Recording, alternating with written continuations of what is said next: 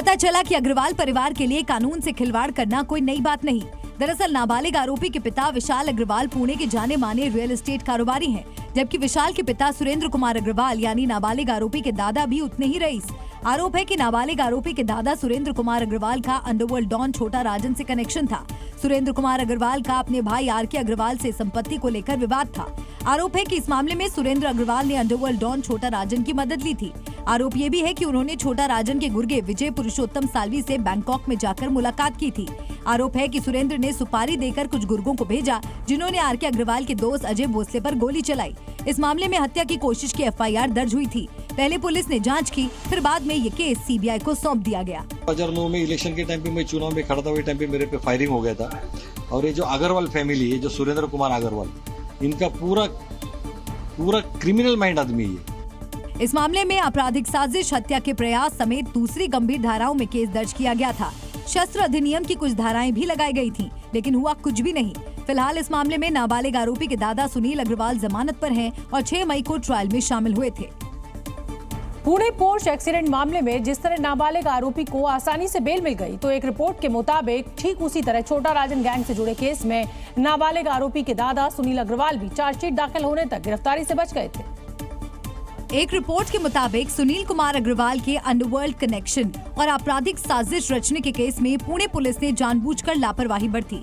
यही नहीं, 2009 के इस मामले में जांच के दौरान इतनी गंभीर खामियां बरती गईं कि आरोपी सुनील अग्रवाल को जमानत मिल गई। कहा तो यहां तक जाता है कि छोटा राजन और उसके गुर्गों पर संगठित अपराध सिंडिकेट की संलिप्तता के बावजूद पुणे पुलिस ने कभी भी मकोका के तहत एक्शन नहीं लिया, जबकि इस मामले में भारतीय दंड संहिता की सामान्य धाराओं के तहत एफआईआर दर्ज की गई थी।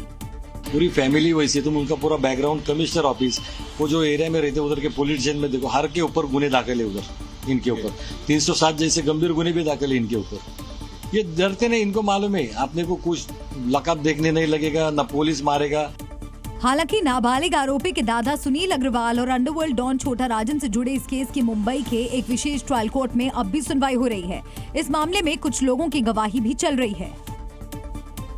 उधर पुणे में एक्सीडेंट करने वाले नाबालिग आरोपी के खिलाफ पुलिस ने मोटर व्हीकल एक्ट की धारा 185 जोड़ दी है, जिसके मुताबिक शराब पीकर गाड़ी चलाना अपराध है। यही नहीं, आरोपी को फिर से जुवेनाइल जस्टिस बोर्ड के सामने भी पेश किया गया।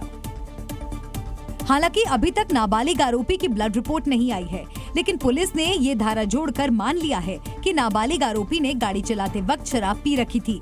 यहाँ गौर करने वाली बात यह है कि पुलिस ने नाबालिग आरोपी का ब्लड टेस्ट घटना घटने के 9 घंटे बाद करवाया। आरोपी है जुवेनाइल, उसका जो ब्लड टेस्ट का करवाने में ही 9 घंटे की देरी हो गई। तो ऐसे में क्या ये सवाल बनता है कि क्या जब ब्लड टेस्ट की रिपोर्ट आएगी तो जो इंटेंसिटी होनी चाहिए ब्लड के अंदर लिकर की, क्या उसकी मात्रा को लेकर एक संशय बना रहेगा?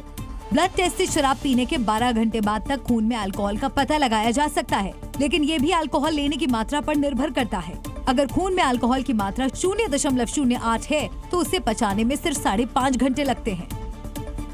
उधर Pune hit and run case में एक और चौंकाने वाली बात पता चला कि 2 सॉफ्टवेयर इंजीनियर्स की जान लेने वाली लग्जरी पॉर्श टेक्कन कार का रजिस्ट्रेशन तक नहीं हुआ था। कार के मालिक यानी नाबालिग आरोपी के पिता विशाल अग्रवाल ने 1,758 रुपए का शुल्क नहीं भरा था, जिसकी वजह से 2 करोड़ से ज्यादा की इस कार का रजिस्ट्रेशन मार्च से लंबित था। महाराष्ट्र के परिवहन आयुक्त के मुताबिक बेंगलुरु के एक डीलर ने मार्च में इस पॉर्श कार का आयात किया था, जिसे बाद में टेम्परेरी रजिस्ट्रेशन के साथ कार को महाराष्ट्र भेजा गया था। जब इसे पुणे आरटीओ में लाया गया तो ये पाया गया कि रजिस्ट्रेशन फीस का भुगतान नहीं किया गया था, जिसके बाद कार मालिक को प्रक्रिया पूरी करने और राशि का भुगतान करने के लिए कहा गया। लेकिन इसके बावजूद पंजीकरण प्रक्रिया को पूरा करने के लिए कार को आरटीओ नहीं लाया गया। अधिकारियों की माने तो चूंकि रजिस्ट्रेशन नहीं हुआ था, लिहाजा पॉर्श कार को सिर्फ आरटीओ ऑफिस तक लाया जा सकता था। लेकिन पैसों की हनक देखिए, नाबालिग आरोपी बिना किसी खौफ के इसे सड़कों पर दौड़ा रहा था, वो भी 200 किलोमीटर प्रति घंटे की रफ्तार से। पुणे पॉर्श कार एक्सीडेंट मामले में सियासत भी तेज होती नजर आई। विपक्षी दलों ने पुणे पुलिस और महाराष्ट्र की सरकार को घेरना शुरू कर दिया और शिवसेना यूबीटी के बाद कांग्रेस इसे चुनावी मुद्दा बनाती नजर आई। राहुल गांधी ने वीडियो जारी कर इस मुद्दे पर बीजेपी को कटघरे में खड़ा करने की कोशिश की। अमीर घर का 16 साल का 17 साल का बेटा पोर्श गाड़ी को शराब पी के चलाता है और 2 लोगों की हत्या करता है, तो उसे कहा जाता है कि ऐसे लिख दो। ऐसे ट्रक ड्राइवर से, बस ड्राइवर से क्यों नहीं लिखाते? जिसके बाद महाराष्ट्र के डिप्टी सीएम देवेंद्र फडणवीस सामने आए और राहुल गांधी पर इस मामले में राजनीति करने का आरोप लगाया। पुलिस की तरफ से पूरी कार्रवाई हुई, लेकिन हर चीज में वोटों की राजनीति को लाने का जो प्रयास राहुल गांधी करते हैं, मुझे लगता है कि ये बहुत गलत है। और इस समय एक बड़ी खबर आ रही है स्वाति मालीवाल से जुड़ी हुई। ये बड़ी खबर, दिल्ली के मुख्यमंत्री अरविंद केजरीवाल ने पीटीआई के साथ बातचीत में पहली बार स्वाति मालीवाल का नाम लिया और कहा कि इस मामले में निष्पक्ष जांच होनी चाहिए। पीटीआई से बातचीत के दौरान केजरीवाल ने अपनी पत्नी सुनीता केजरीवाल के राजनीतिक करियर के बारे में भी बताया। उन्होंने कहा कि सुनीता को राजनीति में कोई दिलचस्पी नहीं है और वो भविष्य में कभी चुनाव नहीं लड़ेंगी। आम आदमी पार्टी की सांसद स्वाति मालीवाल ने एक बार फिर अपनी ही पार्टी पर बड़ा आरोप लगाया।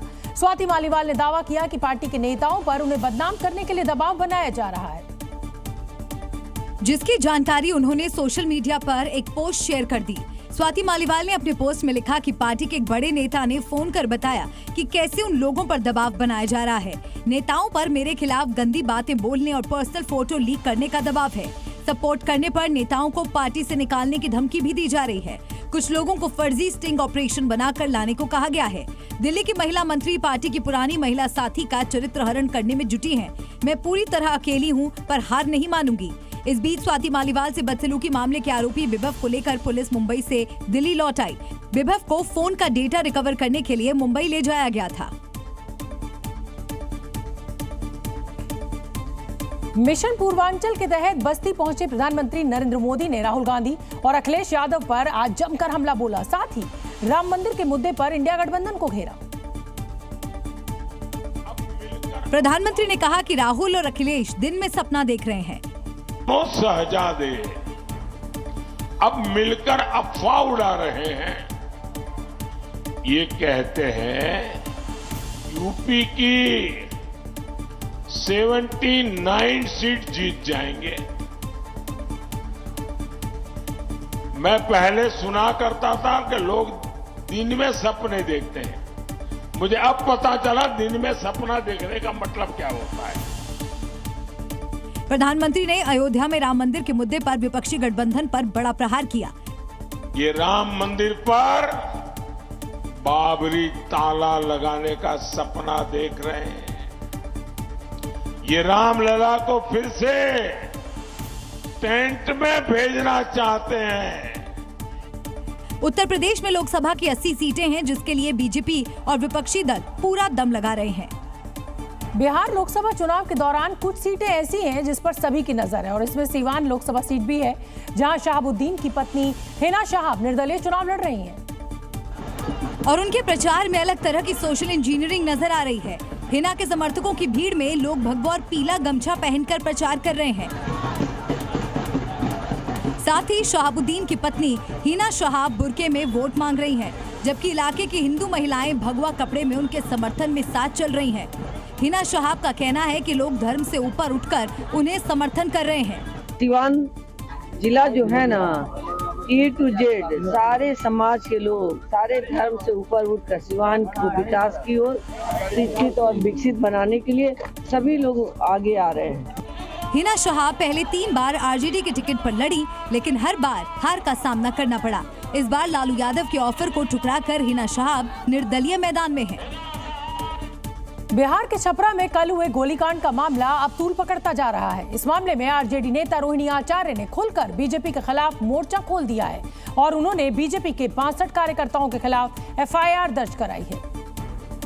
रोहिणी आचार्य ने टाउन थाने में जो FIR दर्ज कराई, उसमें उन्होंने 20 मई को हुए मतदान के दौरान बीजेपी कार्यकर्ताओं पर गाली गलौज करने का आरोप लगाया। FIR में कहा गया है कि रोहिणी आचार्य पर लाठी डंडों और कुर्सियों से हमला किया गया और जब रोहिणी आचार्य हंगामे के बाद वहां से जाने लगी तो उनके ऊपर ईंट पत्थर भी फेंके गए।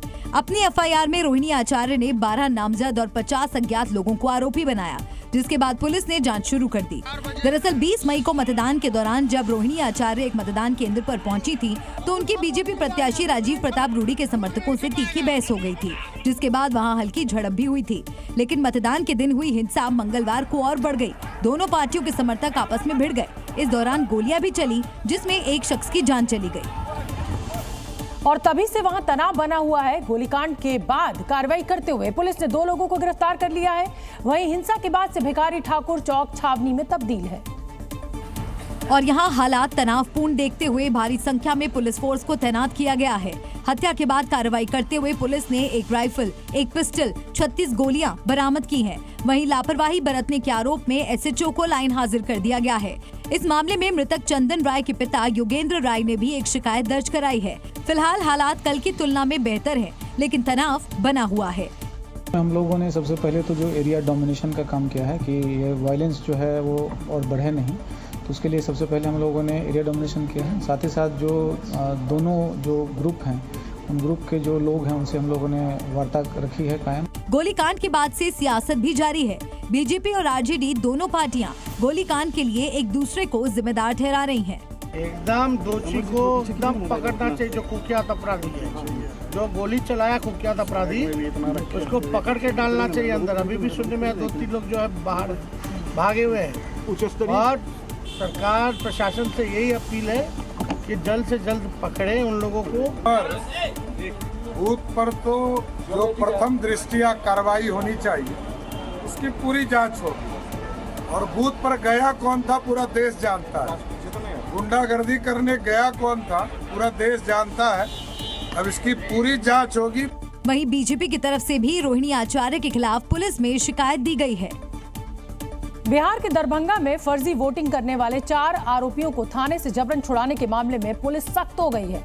पुलिस ने अब इस मामले में 24 लोगों के खिलाफ नामजद एफआईआर दर्ज कर ली है और 130 अज्ञात लोगों को आरोपी बनाया है। वहीं पुलिस ने अब उन लोगों की तलाश भी तेज कर दी जो थाने के अंदर घुसे और पुलिस की कस्टडी से जबरन एक युवक और 3 महिलाओं को छुड़ाकर अपने साथ ले गए। वहीं इस घटना के कई वीडियो भी सामने आए जिसमें करीब 150 लोगों की भीड़ पुलिस की कस्टडी से 4 आरोपियों को छुड़ाकर अपने साथ ले जाती दिखी।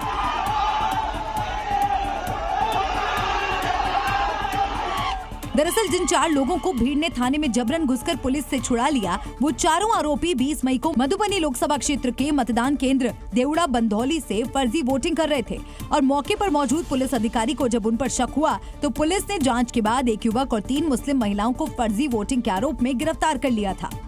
जिसके बाद करीब 150 लोगों की भीड़ थाने में घुसी और आरोपियों को अपने साथ ले गई। इस दौरान वहां से हंगामे की तस्वीरें भी सामने आई,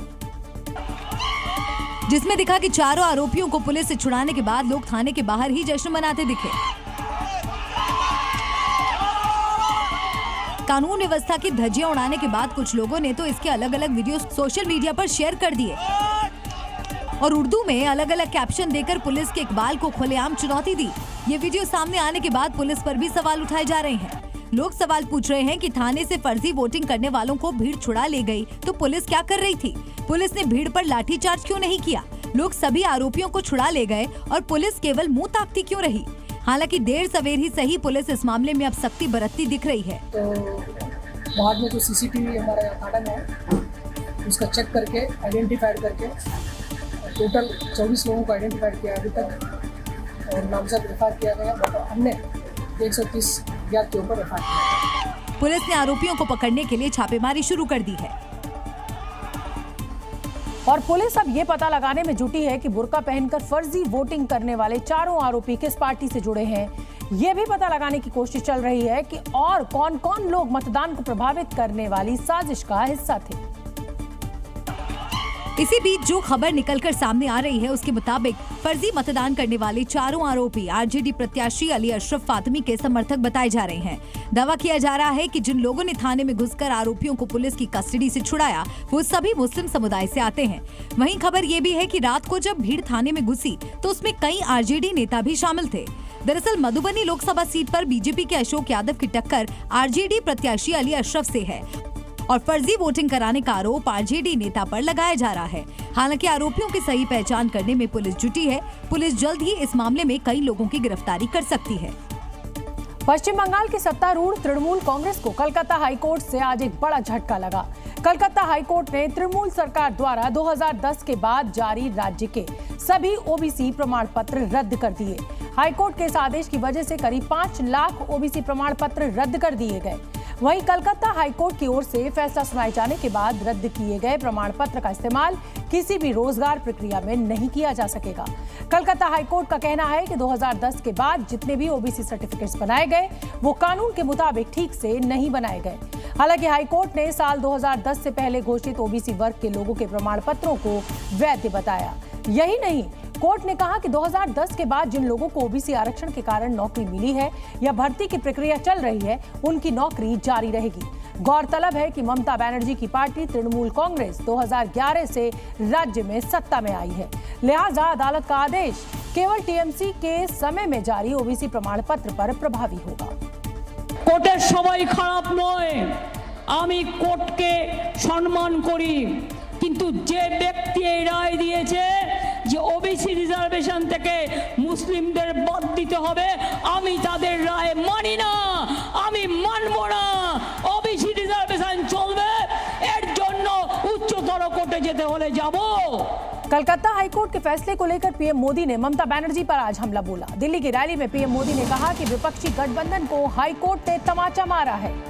इस समय की बड़ी खबर, विपक्षी दलों ने वोट बैंक के लिए मुसलमानों को आरक्षण देने की कोशिश की। तो हाईकोर्ट के फैसले को लेकर आज प्रधानमंत्री नरेंद्र मोदी ने ममता बनर्जी पर हमला बोला।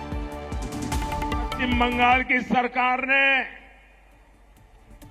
मुसलमानों का वोट बैंक के लिए अनाप शनाप मुसलमानों को ओबीसी बनाने के सर्टिफिकेट दे दिए। ये वोट बैंक की राजनीति, ये तुष्टीकरण की राजनीति, ये तुष्टीकरण की सनक हर पार कर रही है। आज कोर्ट ने तमाचा मारा है। तो चलिए अगली खबर का रुख करेंगे और बात एलॉन मस्क की करेंगे, जो अक्सर अपने बयानों और पोस्ट के लिए सुर्खियों में रहते हैं, लेकिन इस बार वो अपनी सैलरी की वजह से चर्चा में आए हैं।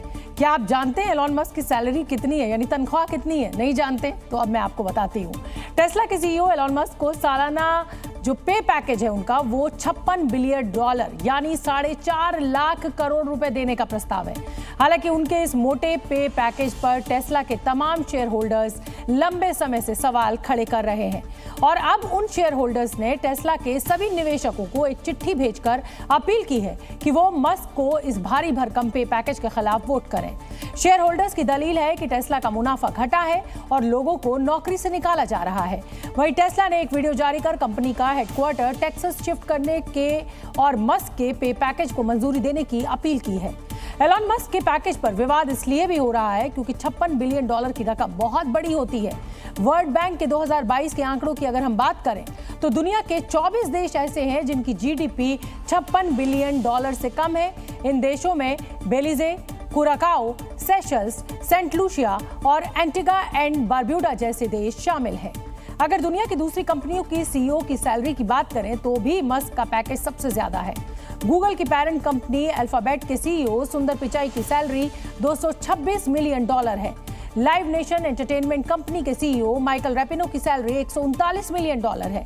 एप्पल के सीईओ टिम कुक हर साल $99 मिलियन की सैलरी पाते हैं। अमेरिकन इंटरनेशनल ग्रुप के सीईओ पीटर जेफिनो $75 मिलियन की सैलरी पाते हैं। तो वहीं ब्रॉडकॉम के सीईओ हॉक टैन की सालाना सैलरी $61 मिलियन है। दरअसल मुनीर अकरम का इशारा कनाडा में खालिस्तानी आतंकी हरदीप सिंह निज्जर की हत्या और अमेरिका में पन्नू की हत्या की साजिश जैसे मामलों पर था, जिनका अमेरिका और कनाडा भी कोई सबूत नहीं दे पाए हैं।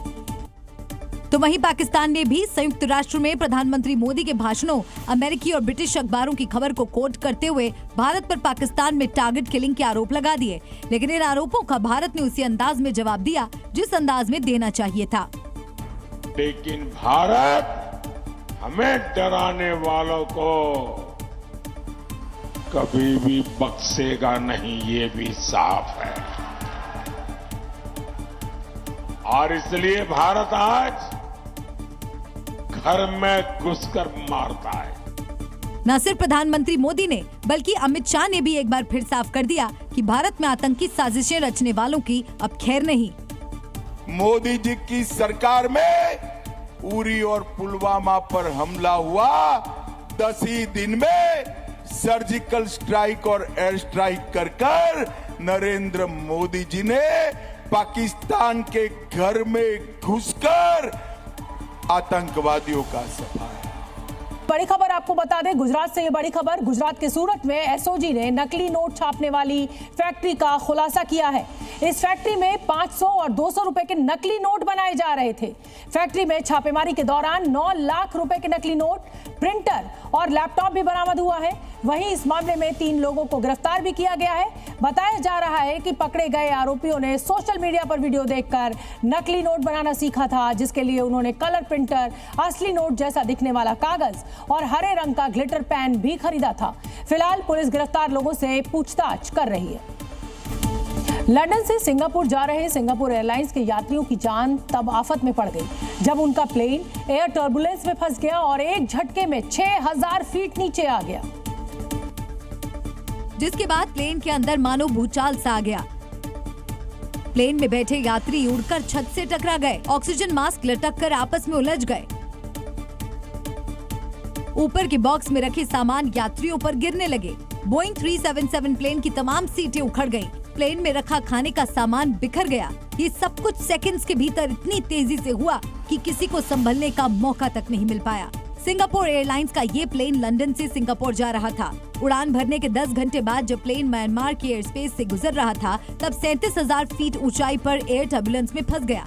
इसके बाद विमान को कई तगड़े झटके लगे और विमान महज 3 मिनट में 37,000 फीट की ऊंचाई से 31,000 फीट पर आ गया। ये सब कुछ इतनी तेजी से हुआ कि यात्री कुछ समझ ही नहीं पाए, ना तो सीट बेल्ट बांध पाए और ना ही ऑक्सीजन मास्क लगा पाए, क्योंकि टर्बुलेंस में फंसा प्लेन इतनी तेजी से नीचे गिरा कि लोग एक दूसरे के ऊपर गिर पड़े। महज 3 मिनट की इस तबाही के बाद प्लेन के भीतर की तस्वीर ऐसी थी मानो वहां भूकंप का तगड़ा झटका आया हो। जब टर्बुलेंस का असर थमा, तब प्लेन में चीख पुकार मच गई। यात्रियों को ऐसा लगा मानो ये उनके जीवन का अंतिम सफर है। हादसे के वक्त सिंगापुर एयरलाइंस के प्लेन में 211 यात्री और 18 क्रू मेंबर मौजूद थे।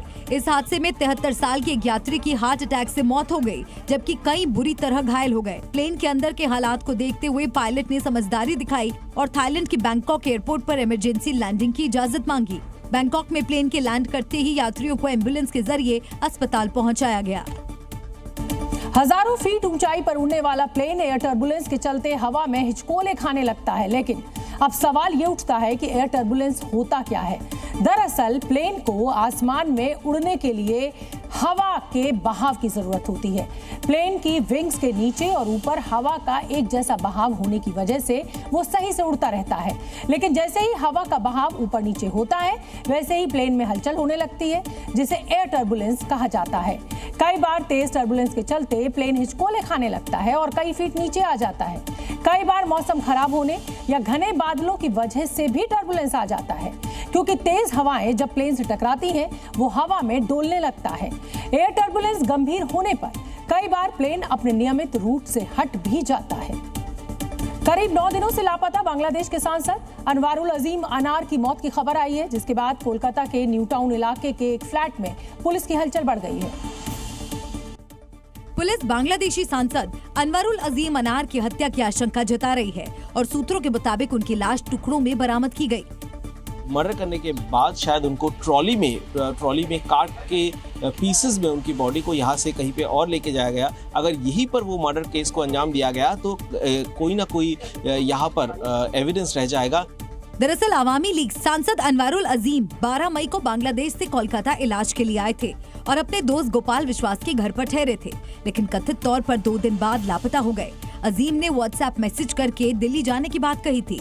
15 मई को ये भी बताया कि वो दिल्ली पहुंच गए, जिसके बाद गोपाल विश्वास ने 18 मई को कोलकाता पुलिस में शिकायत दर्ज कराई थी। पुलिस की जांच के दौरान उनके मोबाइल की लोकेशन बिहार के मुजफ्फरपुर में मिली थी। फिलहाल पश्चिम बंगाल की एसटीएफ और पुलिस पूरे मामले की छानबीन कर रही है। 20 তারিখে আমরা through MEA ministry of external affairs একটা রিকুইজিশন পাই সেই কেসটাকে দেখার জন্য এখানে ওয়েস্ট বেঙ্গল গভর্নমেন্ট। তারপরে থেকে আমরা 22 তারিখে একটা ইনপুট পাই কি হয়তো ওনার মার্ডার করে দেওয়া হয়েছে। তারপরে আমাদের পুলিশ এই ফ্ল্যাটটা লোকেট করেছে। भारत सरकार ने अनवारुल अजीम की पूरी जानकारी बांग्लादेश सरकार से साझा की है और कथित हत्या की जानकारी मिलते ही बांग्लादेशी पुलिस भी अब एक्शन में आई है और जांच को तेज कर दिया है। बांग्लादेश के गृह मंत्री ने प्रेस कॉन्फ्रेंस करके बताया कि बांग्लादेश पुलिस ने शक के आधार पर 3 लोगों को पकड़ा है। दरअसल अनवारुल अजीम बांग्लादेश के झिनाइदेह से सांसद थे। ये बांग्लादेश का वो इलाका है जहां काफी हिंसा होती है।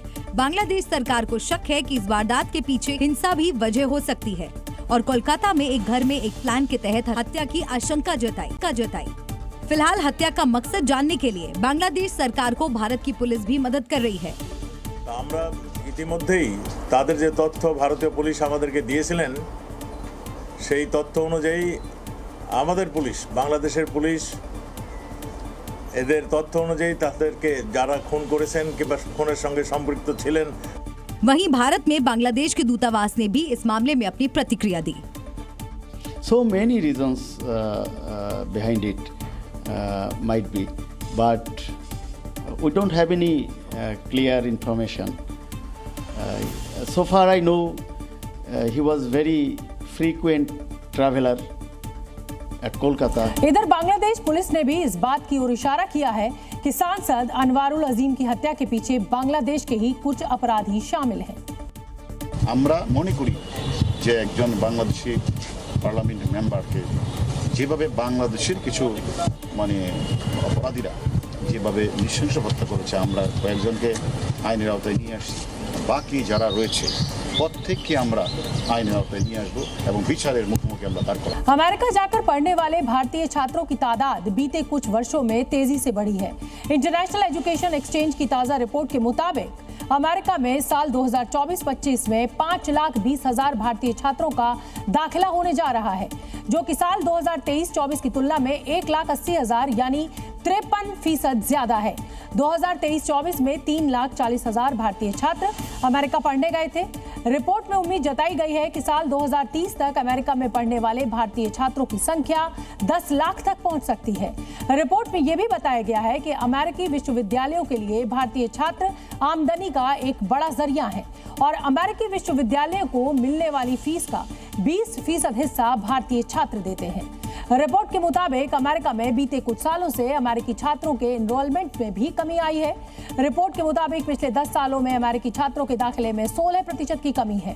वहीं 2030 तक अमेरिकी छात्रों के दाखिले में 30% तक कमी आने की संभावना जताई जा रही है। ऐसे में अमेरिका के विश्वविद्यालयों में खाली हुई सीटों पर इंटरनेशनल छात्रों का कोटा बढ़ा है और इसका फायदा भारतीय छात्रों को मिला है। Z News।